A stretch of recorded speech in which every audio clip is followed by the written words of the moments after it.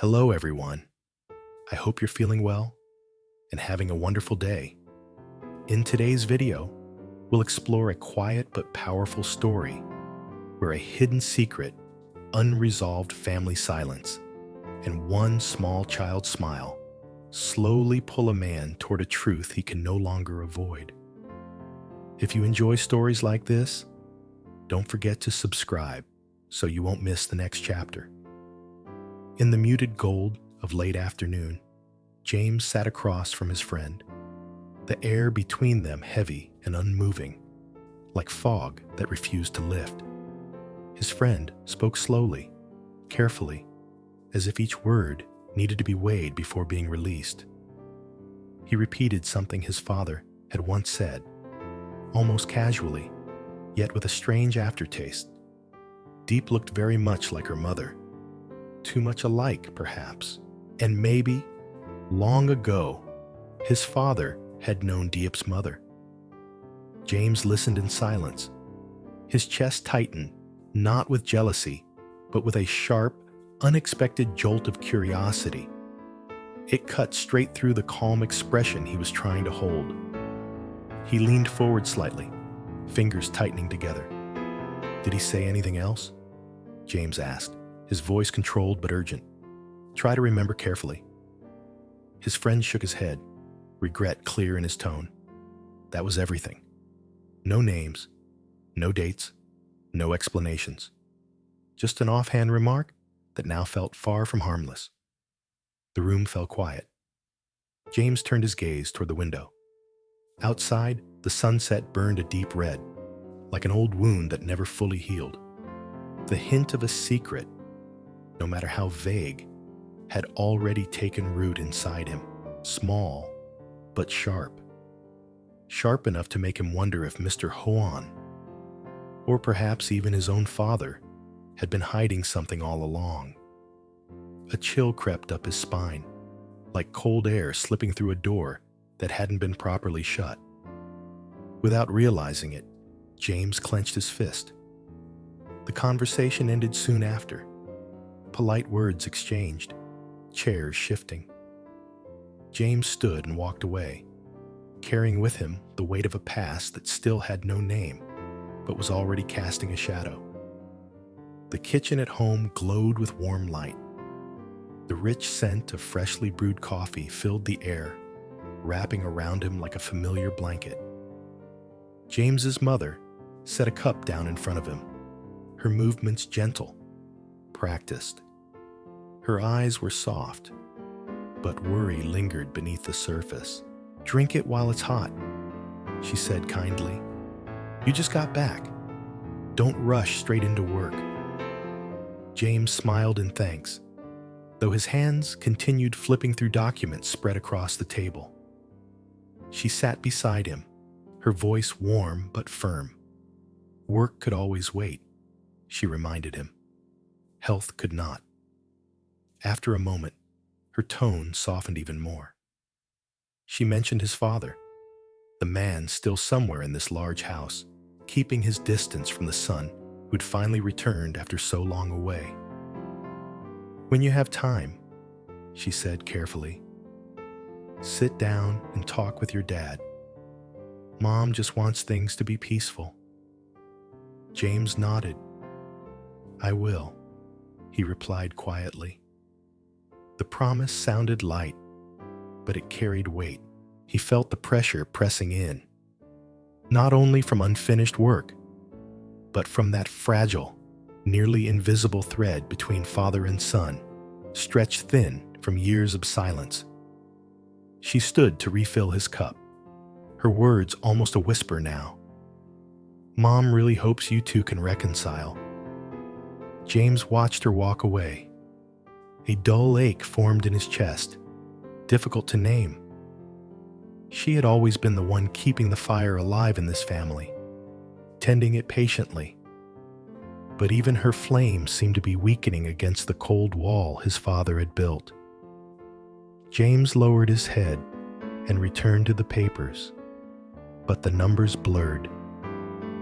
His thoughts drifted to conversations never finished, to apologies never fully spoken, to embraces that never came. Later, the living room sat dim and quiet, light spilling in only from the hallway.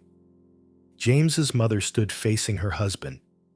Her voice trembled slightly, but she didn't back down. "You need to talk clearly with the boy," she said. "He's just come home. You can't stay silent forever."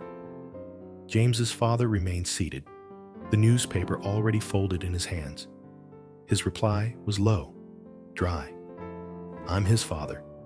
He should be the one to start," he said. "I already apologized. That should be enough." Disappointment etched itself across her face. She tried again, carefully choosing her words. James was grown, yes, but he was still their son. "Sometimes," she said, "a child needed the father to take the first step, just to feel safe." His father waved it off, irritation slipping into his voice. "I don't know what else you expect me to say. He'll understand eventually." The air felt compressed, suffocating. She turned away, her footsteps heavy as she left the room. He stayed where he was, the paper trembling slightly in his grip, not from anger, but from pride struggling against longing. For a brief second, he glanced toward James's room. His eyes softened, just for a moment, before hardening again. The distance between the two men under the same roof now felt wider than any ocean. Silence wasn't the answer, but it was the only shield he had left, the last armor protecting a heart that had been wounded too many times. Deep into the night, the glow of a computer screen cast sharp shadows across James's face. Rows of names and numbers filled the screen. He held his phone, voice steady as he spoke. "I've sent the documents and the TET bonus budget through Zalo," he told Lynn. "Please check them carefully for me." Lynn responded quickly, promising a detailed list. Each worker's name, their years of service, last year's bonus amounts. James gave clear instructions. Fairness mattered. Long-time workers deserved recognition, but new employees should feel valued too. Sales had been stable. This year, the bonuses could be a little higher. When the call ended, James leaned back and exhaled slowly. This work wasn't just responsibility, it was refuge. Here, everything made sense. Numbers followed rules. Decisions had structure. Justice could be calculated. At home, everything felt uncertain, fragile. The glowing screen anchored him, kept him from drifting back to the widening gap between himself and his father. TET was approaching, the season of reunion, yet the pressure inside him only grew heavier. He closed his eyes briefly and imagined the workers receiving their bonuses.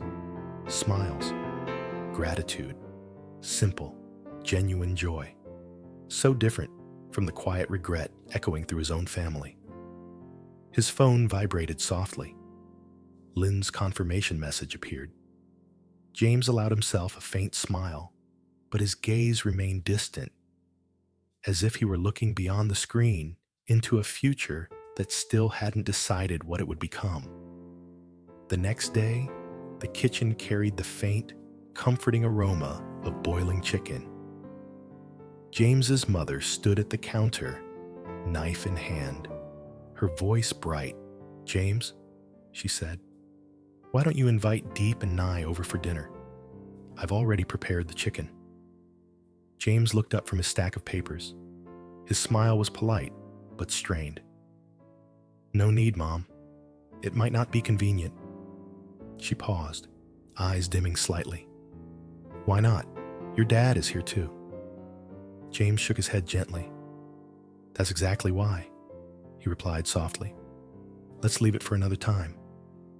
Silence settled between them.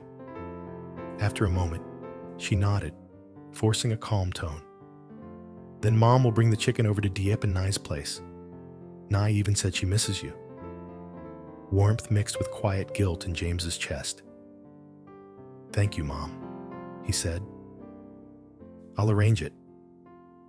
He stood and left the kitchen, carrying with him a vague sense that he had done something wrong.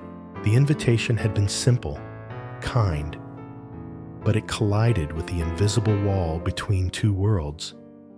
This house, with his father, and the outside world, where Diep and Nee existed, where peace felt possible. His mother watched him leave, her fingers tightening slightly around the knife handle. Hope, once again, was set aside. James walked down the hallway, his footsteps echoing unevenly, matching the rhythm of his heart.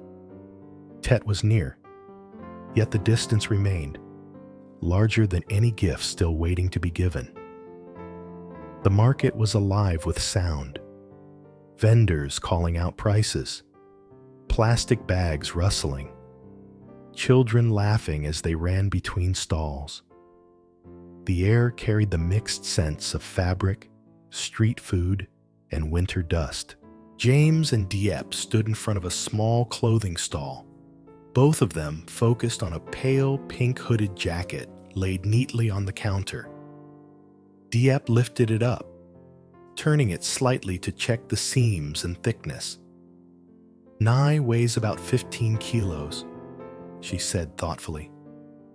"The size should be right, but the sleeves feel a bit short. I'm worried it won't be warm enough." James reached out and felt the lining, nodding. "Let's try it," he said gently.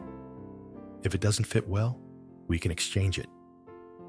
They moved on slowly, stall by stall, choosing with care. Shoes were tested for softness. Sweaters were checked for warmth, then checked again. Every decision revolved around comfort. Nothing itchy, nothing too heavy. Nothing that would restrict a child who loved to run. Each time James suggested buying something for Diep, she shook her head without hesitation.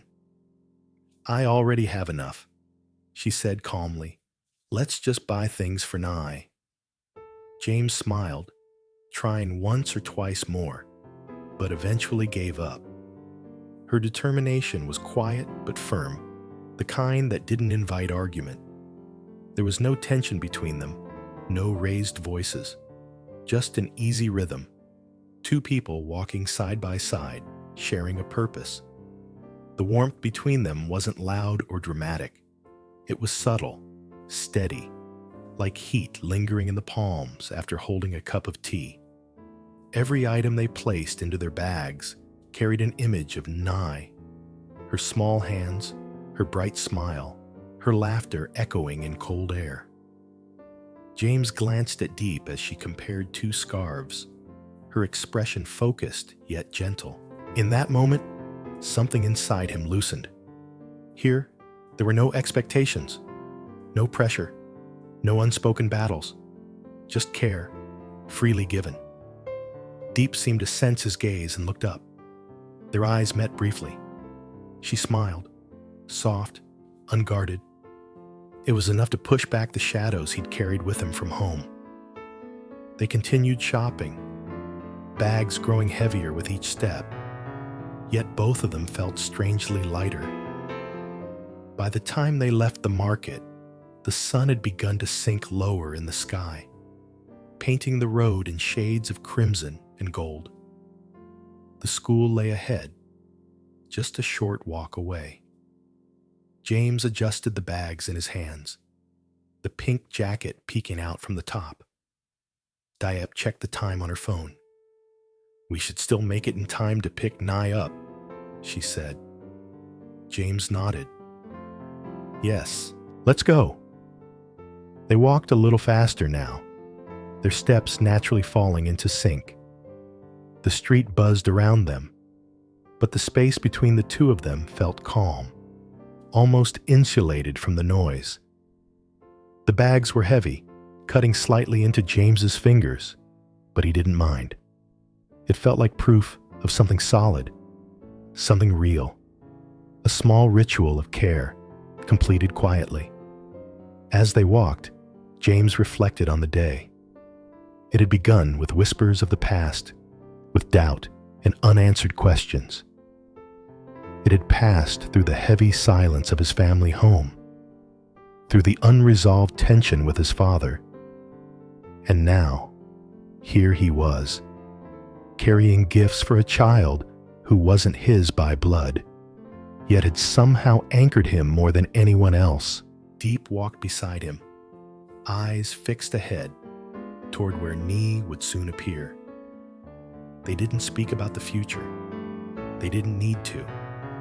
Each step felt like a silent agreement to keep showing up, to keep choosing care over distance. Their shadows stretched long across the pavement as the sun continued its descent. At the school gate, children spilled out in clusters, their voices filling the air. Parents waited patiently, scanning faces. James spotted Nye almost immediately. She stood near the gate, her backpack nearly as big as she was, swinging slightly as she shifted from foot to foot. When she saw them, her face lit up. "Uncle James?" she called, her voice cutting clearly through the noise. She ran toward them, stopping just short of colliding into Diep. James crouched instinctively, steadying her. "Did you have a good day?" he asked. Nye nodded enthusiastically. "Teacher gave me a star," she said proudly, pointing at a small sticker on her notebook. "That's amazing," James replied, genuinely smiling. Diep took Nye's hand, her eyes soft. "Let's go home. It's getting cold." As they walked away from the school, James noticed how naturally the three of them fit together. Diep guiding Nye chattering endlessly, James listening, occasionally responding. It felt simple, right. For a brief moment, the thought crossed his mind. This is what reunion could feel like. Not loud, not perfect, just present. That evening, back at his parents' house, the silence greeted James once again. The lights were on, but the warmth felt distant.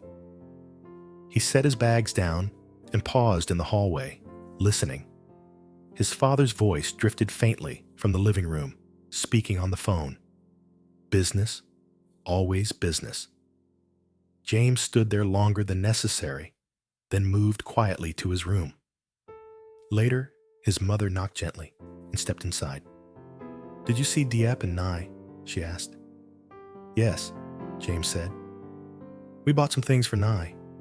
Her face brightened. "That's good," she said softly. Then after a pause, "Your dad, he knows Ted is coming." James looked at her, understanding the unspoken meaning. He nodded, but said nothing. She reached out, smoothing the edge of his sleeve, just as she had when he was a child. "Mom doesn't want you to carry everything alone." "I know," James replied. But knowing didn't make it easier. That night, James lay awake, staring at the ceiling. His phone rested on the table beside him, screen dark. His thoughts drifted back to his friend's words, to the mention of Diep's mother, to the uncomfortable question that refused to fade. Was there something his father knew? Something Mr. Juan had chosen to keep buried?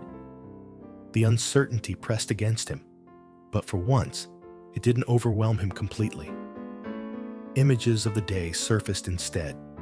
Nye's smile, Diep's quiet focus, the simple act of choosing warmth for a child. Whatever the past held, it could wait a little longer. The following days passed quickly. Tet decorations appeared on the streets. Red banners, strings of lights, blossoming peach branches. Everywhere he went, people spoke of reunion, of home. At work, the bonus lists were finalized. James reviewed them carefully one last time before approving. When Lynn thanked him, mentioning how happy the workers would be, James felt a genuine sense of satisfaction. That evening, as he prepared to leave the office, his phone buzzed. A message from Diep. A simple photo. Nee, wearing the pink hooded jacket, smiling shyly at the camera. James stared at the screen longer than he realized. Something warm settled in his chest. He typed back a short reply. "She looks great. I'm glad it fits." A moment later, another message arrived. "Thank you, James."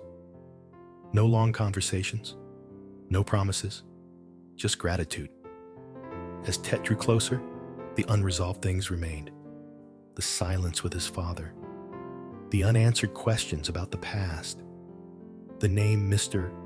Juan lingering at the edge of his thoughts. But alongside those shadows, something else had begun to take shape. Not a perfect family, not a clear future, just a quiet structure built from shared moments, care given without demand, and gifts chosen with intention. On the road, one late afternoon, James found himself walking again beside Diep, Nee skipping slightly ahead. The sun hung low, casting everything in warm light. He realized then that even unfinished stories could move forward. Some truths would eventually surface. Some conversations would have to happen. But for now, he allowed himself to hold on to what was real in front of him. A child's laughter, a companion's steady presence, and the fragile hope that, step by step, something whole could still be built. The day closed gently. The story continued